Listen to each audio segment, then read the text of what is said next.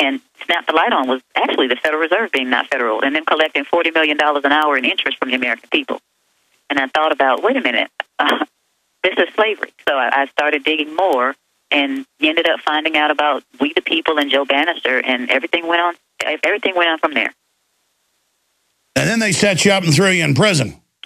Yeah, well, I became more than a low-flying gnat at that point, especially the late, great Aaron Russo's movie, America, Freedom, and Fascism. When that came out, I guess that really set them off. By the way, that was seen by about 50 million people conservatively. That was a big deal. Great. I was hearing that people over in the Middle East, our soldiers over there, have been seeing the movie. As a matter of fact, when I was in the prison, I got letters from soldiers.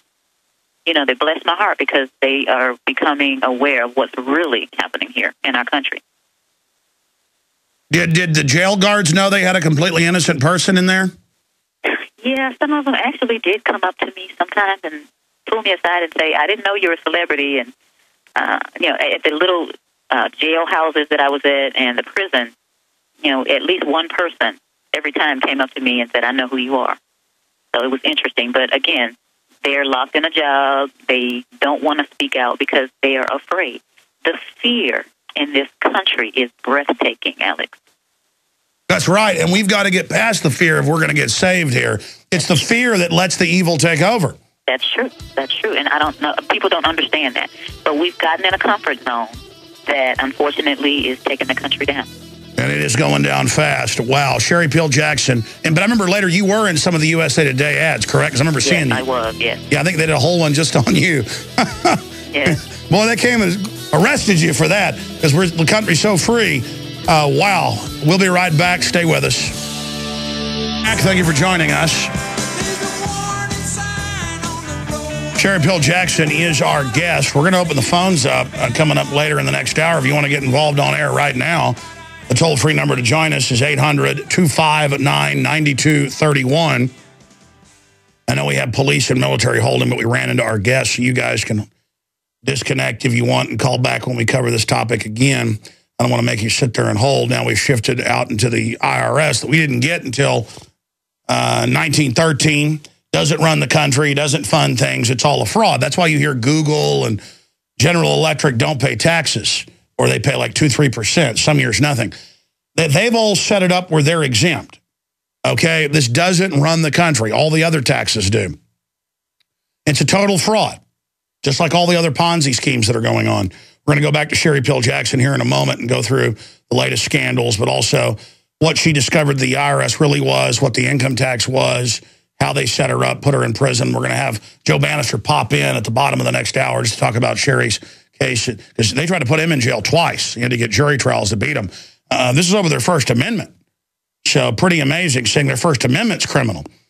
They put Peter Schiff's father, Erwin Schiff, in prison. He's still in there for writing a book.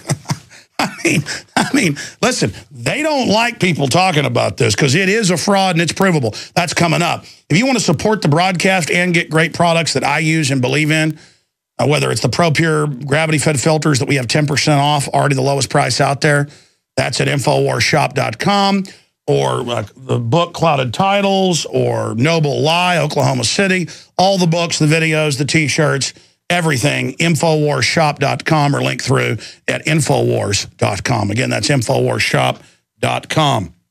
We'll put that URL up on screen for folks. Sherry, this is a short segment. Just wanted to introduce you in this hour. A whole nother hour coming up. But briefly, and we'll talk about your case when we come back, what did you discover the income tax was from your own research as a former IRS fraud investigator? I discovered that it doesn't apply to us.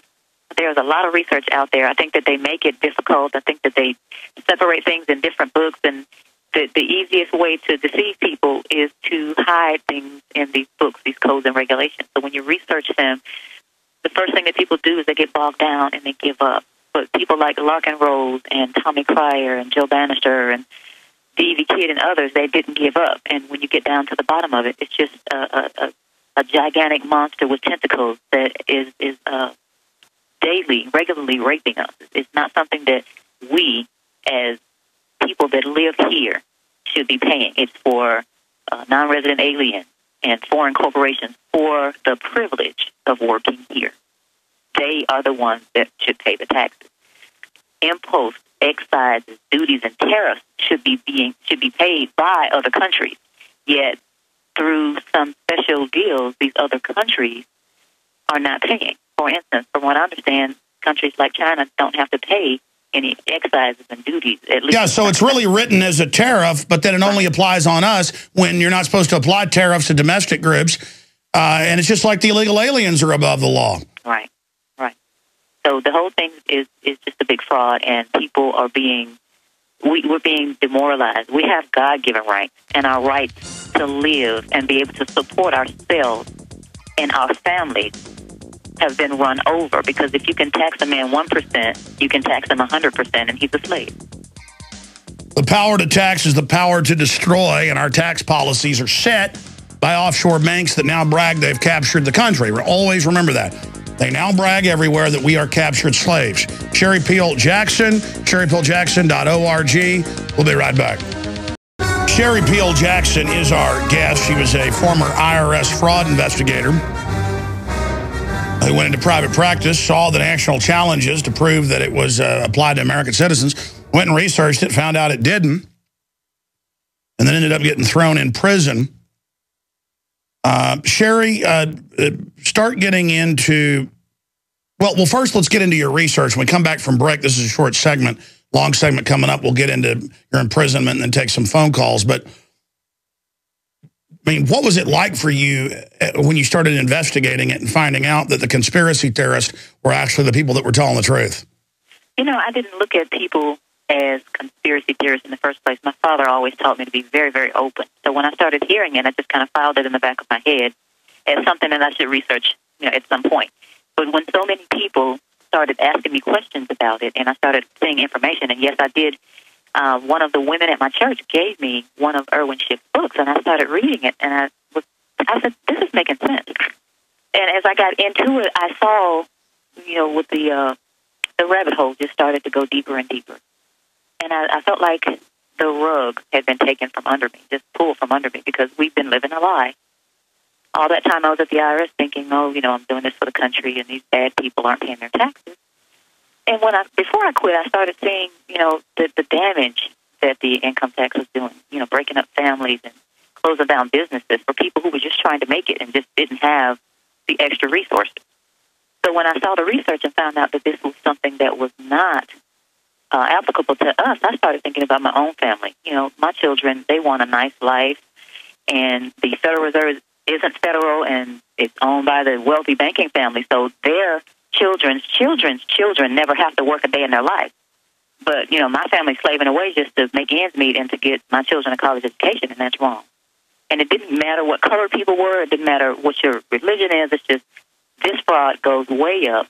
They don't care who we are. They don't care what color we are. They just want to keep us down. And that's when I started speaking out. I don't want to be kept down. This is something that does not for anybody, but especially for somebody that has worked hard and always been an upstanding person. Well, you just hit the nail on the head to interrupt. That's it. I instinctively get upset by people wanting me to not do good. I mean, these are bad people that admit they want to make us all poor so they can control us. These are bad people. Right, and the control is not for them over us. We're supposed to be in control of ourselves with God at the head. So I had to make a decision whether I was going to be an informed slave or get off the plantation. And I decided that I was going to get off the plantation. I knew that it could come to them going after me.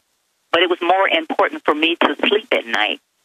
And it was more important for me to stop the rape, because if I didn't try to stop the rape, 15 years from now, they were going to be raping my daughter, and I didn't want that. Exactly. The evil grows, and it doesn't people that live in fear never get it. They're so afraid. Once you stop being afraid and just say, I'm trusting in God, I'm doing the right thing, I'm standing up. Doesn't mean I'm perfect. God help me, I'm weak.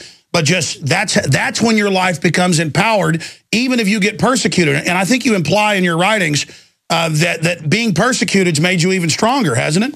Yeah, it really has. That when we get, somebody said we're like tea bags, we really find out who we are when we get put in the hot water. And I've been in the hot water, but one of the things that resonated in my mind as I was reading back when I was studying. It was the Founding Fathers. I read something by Thomas Paine. He said, if there be trouble, let it be in my day, that my child may have peace. That's the way these Founding Fathers thought. And a lot of people say, oh, you shouldn't be doing this. And I said, well, if the Founding Fathers didn't do what they did, then you'd still be under King George, and I'd still stay there. Stay there. Come back and repeat that and expand on that. That's right. Right. And I mean, this is something that I have to go to sleep at night, and I couldn't go to sleep knowing what I know and knowing that I was leaving my children this rolling snowball down the hill. I had to do something. Stay there. I'm going to come back, get into what you were just saying, and then go to phone calls and everything. We'll be back. Yeah, last year the Department of Education began SWAT teaming people that they said hadn't paid their college loans. Of course, statutorily it's not illegal, and they didn't statutorily have the power to have a SWAT team, but who cares? Just do what you want. And we have 1.4 billion rounds, 250 million last year, 450 million this year, another 750 million rounds. This just came out this weekend, purchased by the Department of Homeland Security of 40 caliber and other calibers. The story up at Infowars.com. And I saw a report a while back where the IRS expanded its special response team with $1.2 billion of weapons and training so they can have more of them raiding us and attacking us and going after us. IRS forms SWAT team for tax dodger crackdown. And again, now you get a 4 a.m. raid because the collection agency for the private Federal Reserve says so. It's all about fear. We're not just going to take the wedding ring off your finger now. No due process. Now we're going to send men to kick down your door. And don't you try to be Amish or have a lemonade stand, or don't your kids draw on the chalk. We're going to arrest you. Don't draw on the sidewalk with chalk, you criminal. Sherry Peel Jackson, former political prisoner. She was a IRS criminal investigator, got out of it to take care of her family, saw national ads by We the People Foundation. This is 10 years ago now, 7, 8 years ago, time flies, and started speaking out against it, so they came in, locked her up. And tell us how they set you up, put you in jail, because they tried that with Joe Bannister twice. It was an armed Treasury agent back when they used the Treasury Department, didn't have their own giant SWAT teams and armored vehicles. And think about it now. They just send the SWAT team to your house. I mean, it's just, wow, these are criminals. So hardcore. But Sherry Peel Jackson joins us. She's got a new book coming out. You can find out more at sherrypeeljackson.org. So you wake up, you see the national challenge, you investigate it, you find out it's collecting money for the private Federal Reserve. Citizens are exempt. It's all a fraud. The ultra-rich all know this. They wrote the law with loopholes. It doesn't run the country. You find this out. You start speaking out. What happened to you? Originally, nothing. So I started talking about it in 2000, 2001. That's when we did the ads in the USA Today with We the People. But in 2004, at 7 o'clock in the morning, somebody was knocking wildly at the door. And when I went to the door, I had that little red laser on my head. And I have a little window on each side of my door, and there was this gun pointing at me through this window. And I had been downstairs in my office, so all I had on was a T-shirt. And I'm standing